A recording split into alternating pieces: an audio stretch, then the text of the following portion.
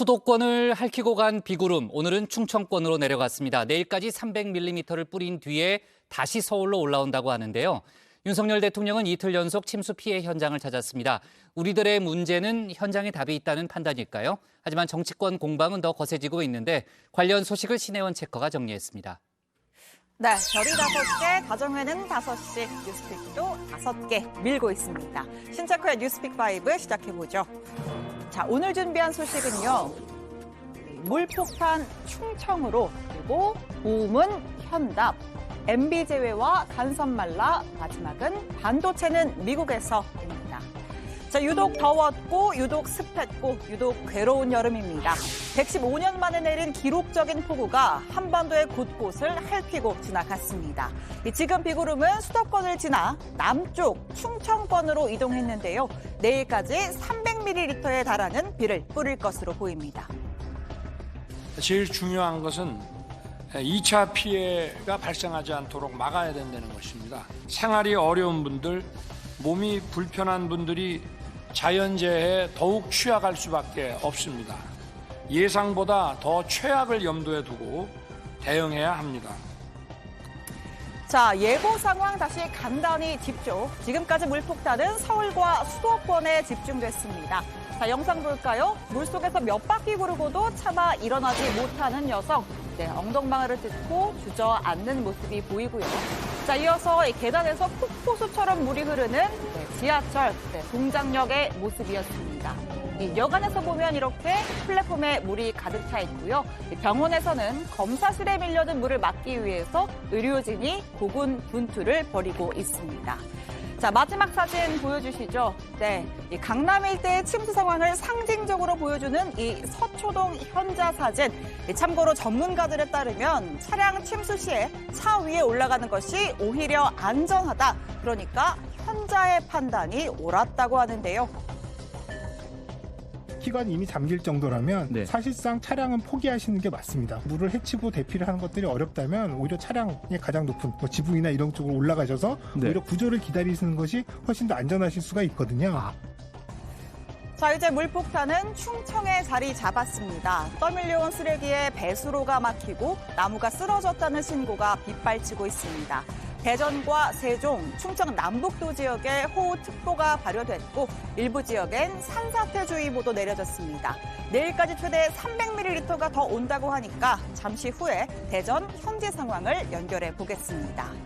자, 이대로 한반도를 빠져나가면 좋으련만 얄궂게도 이 비구름이 다시 서울로 올라옵니다. 다음 주까지 예보 상황 보겠는데요. 11일 내일 다시 많은 비를 뿌린 뒤에 금요일에 반짝 해가 나고 이 주말은 다시 흐림, 그리고 광복절인 다음 주 월요일부터 이렇게 강한 비가 다시 예상됩니다. 서울과 경기, 강원에서 사망 9명, 실종 7명, 부상 17명의 인명피해가 발생했고 주택과 상가 침수는 2,676동이 발생했고 피해 발생 2,800여 건 중에서 2,637건이 응급복구 완료되어서 94.2%의 복구 완료율을 보이고 있습니다. 네, 이번 호우로 서울에서만 5명이 숨지고 4명이 실종됐습니다. 관악구 신림동의 한 주택에선 발달장애 가족 3명이 집안에 고립된 채 숨지는 비극이 일어났는데요. 이 외신에서는 영화 기생충의 배경이 된 반지하 주택을 발음 그대로 언급하면서 윤석열 대통령이 사고 현장을 직접 방문했다는 사실도 보도했습니다. 자, 근데 여기 어떻게 여기 계신 분들 미리 대피가 안 됐나 모르겠네. 순식간에 이제 땅이 터져요. 폭포수가 순식간에. 순식간에 돌아왔어요. 네. 터져가지고. 어저께 밤 8시 전에 그 전에 여기는 한 8시 양쪽이 20분 터져버리니까 반쯤에 한 번에 여기 그냥 찼어요. 쏘아버리니까. 그러니까 술이 올라온 게 1시간도 안 걸렸다. 그렇죠. 1시간이 뭐예요? 그러다 보니까 아마 이게 수학되면 한 10분도 15분도 안 걸렸어요. 네, 실종자 수색 작업도 한창입니다. 먼저 이틀 전 서초구에서 맨홀에 빠져 실종된 남매를 찾는 작업이 긴박하게 진행 중입니다. 반포천으로 연결되는 도로의 맨홀 뚜껑들을 일일이 열어 수색 중인데 폭우로 물이 많이 찬 데다가 유속이 빨라 난항을 겪고 있습니다. 또 지하주차장에서 급류에 휩쓸린 40대, 교대역 상가 지하에서 휩쓸린 50대를 찾는 작업에도 집중하고 있습니다. 자, 이 실종 사고들 모두 대한민국 인프라의 중심 강남 일대에서 발생했습니다. 강남역 침수, 우면산 산사태 등 2010년 이후 12년간 5번의 침수 사태를 겪어야 했는데요. 이 맨손으로 배수로 뚜껑을 들어 올린 용감한 시민, 강남역 마동석만으로는 부족했습니다. 승용차가 시동이 꺼져서 멈추는 바람에 어떻게 할 수도 없이 그냥 닫혀버린 거예요. 앞차가 멈춰버려서. 네네. 그래서 한 5분 만에 차가 끝까지 차가지고 네. 저 창문으로 해서 탈출을 했어요. 창문으로 나오신 거예요? 자, 일단 비가 많이 내렸습니다. 이 서울 지도를 보시면요. 채 100ml가 오지 않은 은평구와는 달리 동작, 서초, 강남, 송파, 과닭 모두 300ml 넘겼습니다. 특히 동작구가 심각했고요. 자, 그리고 이 중에서도 강남역 일대는 서초 역삼에 비해서 지대가 17m 이상 낮은 항아리 형태라 물이 쉽게 고인다고 합니다. 당연히 대책을 내놨어야겠죠. 수마와의 악연으로 오세이돈이라는 별명까지 붙은 오세훈 서울시장. 네, 2011년 재임 당시 강남역 등 3급 침수 지역 7곳에 대심도 빗물 터널을 짓겠다 계획을 발표했습니다. 하지만 박원순 시장 취임 후 과도한 토목 공사를 멈춰야 한다라는 주장이 제기됐고 양천구 신월동을 제외한 나머지는 계획이 취소됐는데요. 오세훈 시장님께서 과거에 좀 준비를 하셨다가 시의 그 행정권이 바뀌면서 그동안 추진을 못했던 우리 침수조, 배수조와 박원순 시장도 대책 내놨습니다. 재임기이던 2015년 시간당 95ml 수준의 폭우를 대비하기 위해 반포천까지 터널을 뚫겠다는 대책을 내놨는데요. 2022년 현재 공사는 상당 부분 마무리된 상황입니다. 그런데도 왜 이번 비는 이렇게 속수무책으로 당할 수밖에 없었냐 저희 취재진이 질문을 하자 서울시 관계자는 기존 설계 범위를 넘어서 불가항력적인 수준으로 너무 많은 양의 비가 와서 어쩔 수 없었다 이렇게 설명했습니다. 그리고 다시 오세훈 시장 체제가 된 지난해 서울시가 올해 수해 방지 및 치수 예산을 900억 원 가까이 줄인 것으로 확인됐습니다. 그 10년간 가장 적은 예산이 배정된 거죠. 또 서울시 재난대비 컨트롤타워 역할을 하는 안전총괄실의 실국장이 모두 비어 있습니다. 예산과 인사 두 축에서 모두 구멍이 난 셈입니다.